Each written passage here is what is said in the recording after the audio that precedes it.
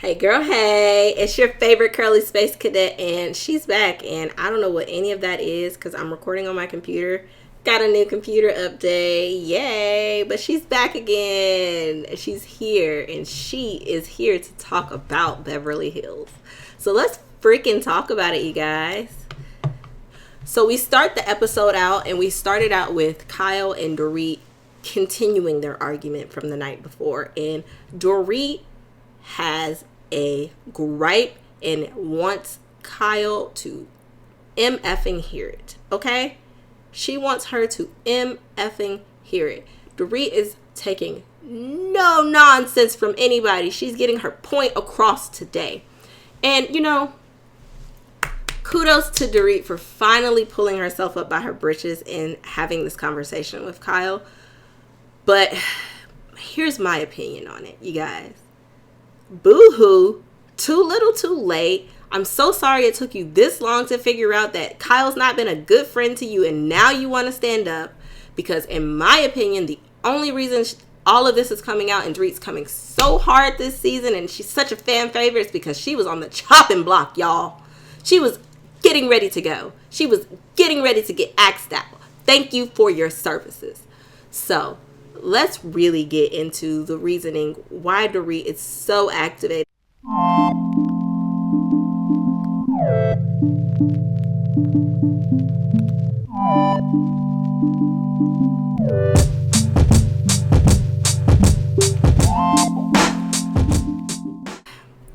Let's address the elephant in the room. I've been gone a while. It's been a minute. I've got some reviews that are literally just sitting in my hard drive waiting to be uploaded, right? And so my toddler kicked my computer, boo-hoo. I had to get a new setup. It was my birthday. I had a blast. And now it's December. So we're back on our recaps. I am excited for what the next new year is going to hold. But we're not here to talk about that. We're here to talk about Beverly Hills. Dorit, too little too late. Like, seriously? I'm sorry that your friendship with Kyle is going under now, but yes, Kyle has been a trashy friend to you.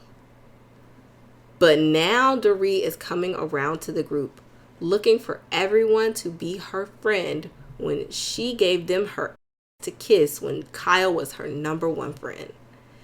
And now it's like, oh, nobody cares about me. Oh, nobody cares. Nobody cares about me. So let's get into the gripe she has with Kyle.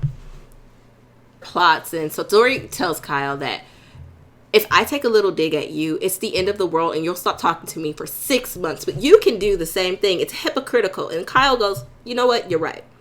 That's not enough for Dorit. Dorit then goes, talking so much that to me, what Kyle said later was so right. Kyle wants to squash it and move along with the day, and Dorit feels like, oh, that'll just sweep me under the rug and get me back in your graces so that I'm back on your side. And that's just not going to do it this time. I'm angry. So you can apologize all you want, but you won't change. This is our friendship and it's been like this forever. And Kyle goes and says, you never let anybody talk to you. You never listen, and you never apologize by just apologizing without a button or anything else to it. And Garcelle interjects and Dorit's like, no, I disagree with you. I do apologize, and I am able to tell people when I'm sorry and let them know when I've wronged. And Garcelle it comes out of her mouth. I feel like it came out of Garcelle's mouth and she was like, oh, I didn't mean to say it out loud. But Garcelle was just like under her breath. No. No, you don't. Dorit, you don't apologize when you're wrong. You don't. You just want people to hear that you've been hurt. But whatever, go off, sis. And I know where Garcelle's coming from when she says that. Because if you go back to that lunch where Garcelle and Dorit are having that argument, the lunch, it was Lisa Rinna's Lips event, I believe. And Dorit tells Garcelle, well, we just need to address it differently going forward. And Garcelle goes, heard, we'll address it differently. And I feel like Garcelle has never liked her since. I feel like Garcelle has never liked her since she talked to Dorit about the microaggressions that were had between her and Garcelle. Like, Dorit has these microaggressive comments and actions that she does when she is talking with or to Garcelle from the past. And so when Garcelle brought that up to her and her Karenisms, especially with Dorit laughing at her children, what was Dorit's response to that, you guys? What was her response to that? And that will give you the reason why Garcelle does not care for Dorit. When Dorit was called out about laughing at Garcelle's sons last season, what was Dorit's response? I didn't hear an apology. Did you?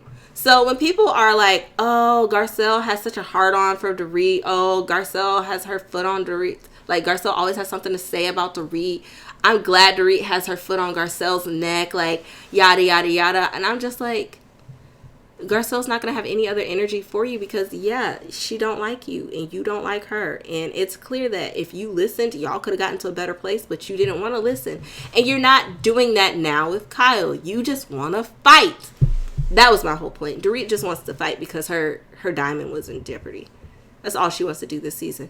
And she's latching on to the new girl and she's latching on to Erica. And it's desperate to me. Dorit this season, I think she looks desperate. I do. That's my opinion. It's my opinion!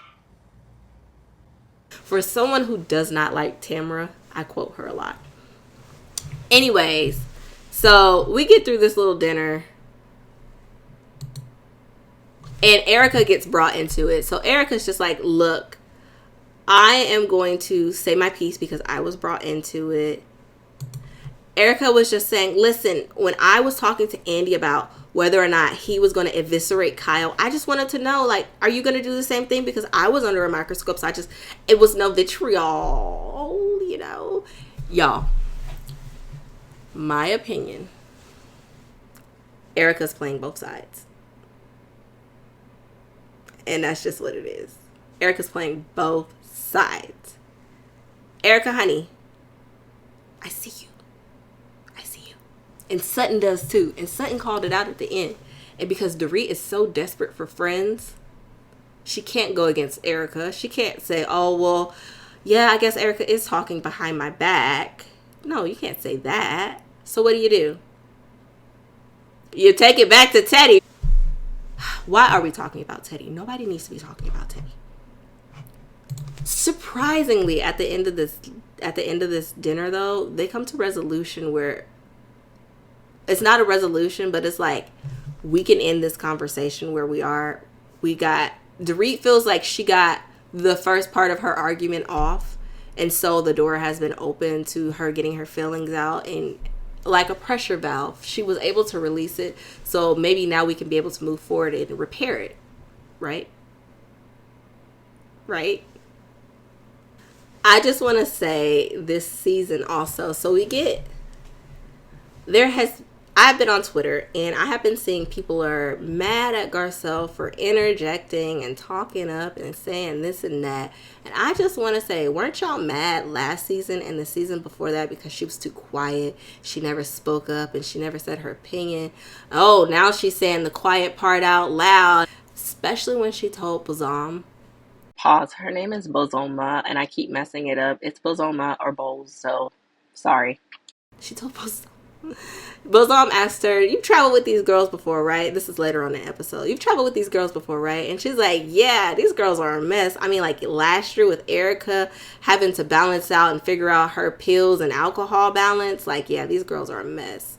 Garcelle, messy, shady ass queen. I see you. You just haven't been talking. I see your Sagittarian ways. I love it. Say some more. Messy. All right. So now the girls got together after that dinner and so now the girls are in the hotel getting ready for the next day's events. They're going to go take some little cute cars and go, where did they go? Oh yeah, they went on a boat ride. Oh, that boat was so nice. But before we get ready for the boat ride, Dorit goes and visits Erica. And then we get Garcelle, Sutton in the bed talking about how messy last night was. And I'm not going to even hold you. Sutton was cracking me up talking about are we going to be able to eat? Because it's just arguments. But no one knows what's going to happen between Kyle and Dorit. And they realize how different this argument is. So I feel like they're trying to mend it, but they need to stay out of it, honestly. Sutton saying, I'm sorry you guys are fighting, but do we all need to be involved? Sit me out of my chair. Because y'all keep getting involved in it. Moving on, we get Kyle, Jennifer, and Kathy. Why can't I think of her name? We get Kyle, Jennifer, and Kathy, and we're just talking about the previous night. And Jennifer and her messy ass talking about some, can I be honest? Last night was so entertaining. Yes! Last night was so entertaining, you guys. I was eating popcorn the entire time. But, you know, Kathy is just saying, maybe you guys can have a conversation and mend a little bit. And Kyle's just like, or maybe we take some space. We all start to head downstairs and meet up to go on the boat ride. And so we get to this boat ride and we hear Sutton go, ooh, the captain is cute. Sutton, get your little flirt on, girl. Showtime. This who's back again. They don't know. Oh, they don't know.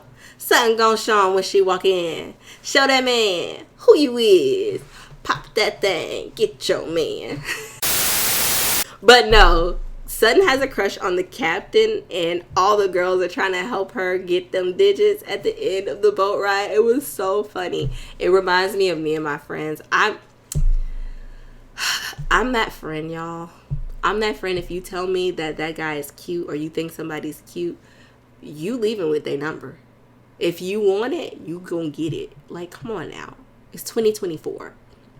And honestly, back in 2006, I was that way. We are on this boat and the girls are sitting down at the table and someone points out, where is Erica and Dorit? And of course, they're down at the bar getting their drinks, getting ready for the shit show that's about to happen on this boat, which it actually wasn't that much of a shit show if you really think about it. Okay, so we get to the table on the boat and they're eating their little lunch and Kyle and Dorit go into a conversation. Of course, it's going to get mushy. Kyle starts crying about how she's going through so much. And the girls are like, you and Dorit are going through literally the same thing. And Mo and PK are going through it and being friends. And you two couldn't be on the most opposite end of the spectrum. What's going on? You guys are friends, right? And so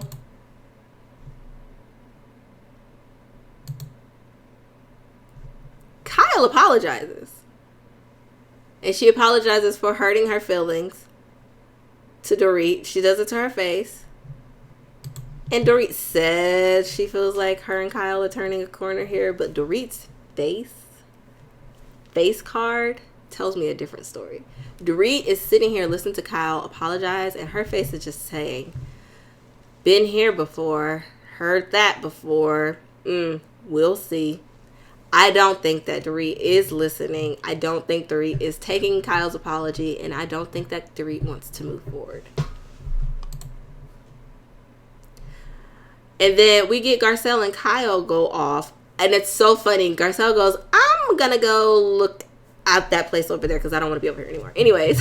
And Kyle's like, I need to go find something. I'm going to go where Garcelle's going. And they go over to the front of the boat and have a little chit chat. And while Garcelle and Kyle are having a chit chat, Dorit and Sutton are having a chit chat.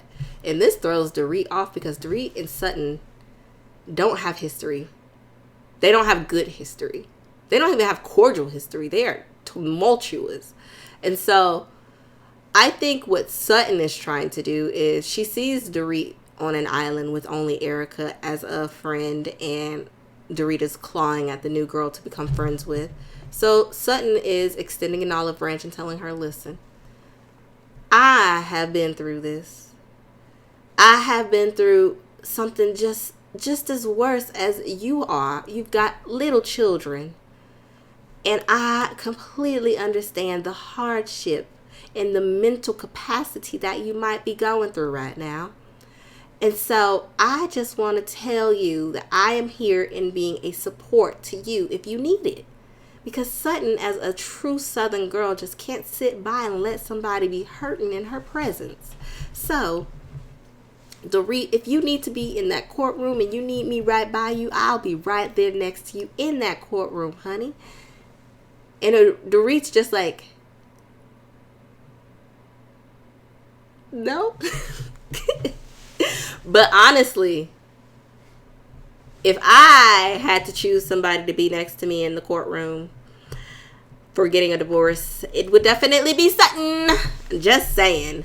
And then we cut back over to Kyle and Garcelle. And Kyle and Garcelle are connecting. Basically, they're both at a part in their lives where their children are no longer needing them. They have been successful in their career. And Garcelle says she doesn't know what's next for her. Is it a man?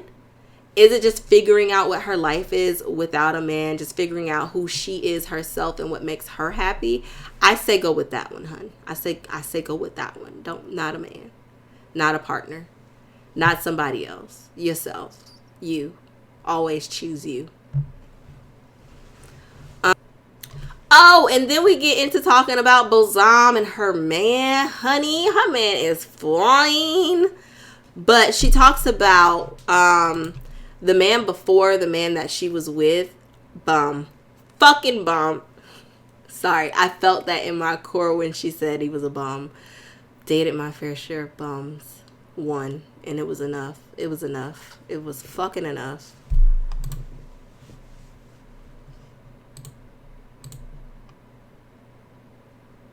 And then we get into Jennifer Tilly's story, how she dated a man who was famous art curator, director, I think.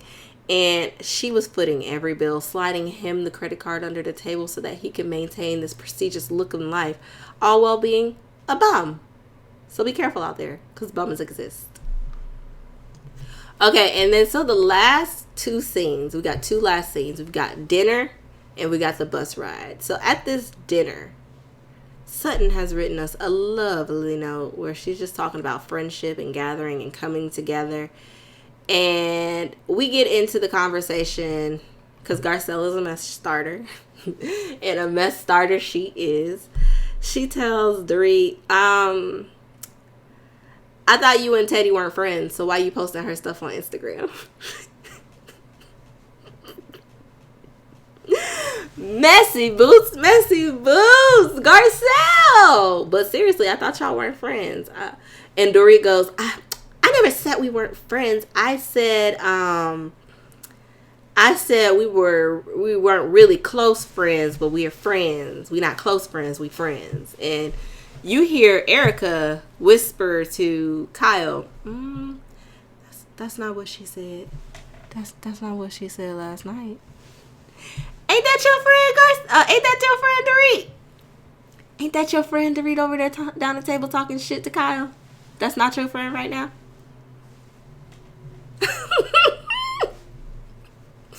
Eating it up. I'm eating it up, you guys. Can you tell I'm eating it up? And so Sutton hears this, clocks it, and is just like, all right. And we ain't nothing else really happened at that dinner. This argument about Teddy at the dinner table gets brought back up in the Sprinter van because we end the dinner talking about, sorry, my feet are cold. So we end the dinner talking about, this is a sisterhood, this is friendship, and we're starting anew. We're going to all be friends, and we're all going to be there for each other because we need each other. And then in the bus, in the spirit of open and honesty, Sutton says to Dorit, listen. Well, actually, Sutton opens it up by saying, I think you guys were mocking me last night when I was trying to be sensitive and open with you guys. Excuse me. I think you guys were mocking me last night when I was trying to be sensitive and open with you guys and just let you guys know that I want us all to come together as a sisterhood, but you guys aren't hearing me. And then we get into Sutton and Dorit yelling at each other because Sutton's trying to tell Dorit, in the spirit of open and honesty, I just want to let you know that your friend down the table, when you were talking about the Teddy thing, said, that's not what you said the other night. And Dorit goes, well, what do you mean by that? Me and Teddy, what I said the other night about me and Teddy, that me and Teddy are not close friends. And Dorit goes into the whole me and Teddy thing. And that's not what this conversation's about. Dorit, that is not what this conversation about. This conversation right here in this Sprinter van where you and Sutton are yelling at each other is about you calling out Kyle and other people for not being a good friend to you, all while groveling to Erica, and Erica's playing both sides of the fence in your face at the table where other people can hear it, and it's mean girl behavior, but you don't want to hear it because you don't have no friends, so you can't hear it, right? And so they end up yelling at each other on the bus in misunderstanding, because Dorit completely misunderstood that Sutton was trying to stick up for her. Sutton was trying to have her back because Erica was talking about you behind your back, in front of your face. But because you stand in the notion that you and this person don't get along that well, same thing with Garcelle. You and Garcelle could get along if you could get past your transgressions, get over your ego. Because let's face it, you guys, Dorit has an ego, and it is the size of the Big Apple. And I don't understand why Dorit has such a big ego for such a small personality that we never really got to see till now. Damn, that was mean. Damn, that was mean. But I have never been a Dorit fan, and just because they were about to snatch her diamond, now she wants to get all activated, I'm not switching sides. I'm not going to be like, ooh, yeah, Dorit, you go for it. I agree that Kyle has been a shitty friend to you, Dorit, but that's your fault. Who want to talk about it? That's your fault for allowing yourself to be in a friendship with somebody who treats you like shit. A friendship, not even a relationship where there's beneficial. Maybe it was beneficial to be on the show, but that's your fault. Your fault your diamond almost got snatched. And now, ho ho ho, on the boat, to top it all fucking off, Kyle tells Garcelle that, you know, sometimes PK texts me what's going on. What the fuck is really the reason why Dorit and Kyle are not friends? And I'm not going to take BravoCon. I'm not going to take, little digs. What broke you apart? Because Dorit was so fine with being friends and iced out and friends and iced out and friends and iced out. But now this is the straw that broke the camel's back, was the text message on the show. That was a straw for Kyle. Was the text message the straw? Or were there other small instances, relationship things and things were not? Is there some secret lives of Mormon going on here? Y'all seen them tweets. But that's all I got for this episode. The girls are fighting. And I love it. I love when the girls fight because it gives me something to talk about. Because I don't fight with my friends. So I like to watch the drama on TV. I don't have real drama in my life sometimes. But that's all you got from this Curly Space Cadet today. That episode, while it was a little lower, I still think it was a good episode. So you guys tell me what you thought in the comments below. And your favorite Curly Space Cadet is back. And she's recording. And she's got a new setup. And she's so excited to be here with y'all. So follow me on this journey. We are still on our way to 500 subscribers. And I don't know if you guys have been paying attention lately, but I just went from 180 to 250. What an amazing feeling that was to wake up and see one of my shorts go, I don't want to say viral, but it definitely got a lot of traction. I got a lot of eyes on my page, and I'm so excited to have every one of you here. My page is a hodgepodge of everything that I like to do. Welcome. It's some Christmas stuff coming up. It's some recipes coming up. It's some singing videos coming up because I just am who I am. But this is your favorite Curly Space Cadet, and she's out to go do some Curly Space Cadet things.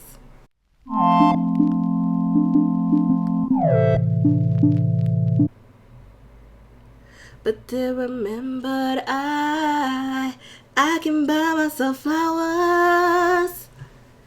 I can aim in the sand. Talk to myself for hours. Do things you can't understand. I can take myself dancing. I can hold my own hand. Yeah, I can love me better than you can.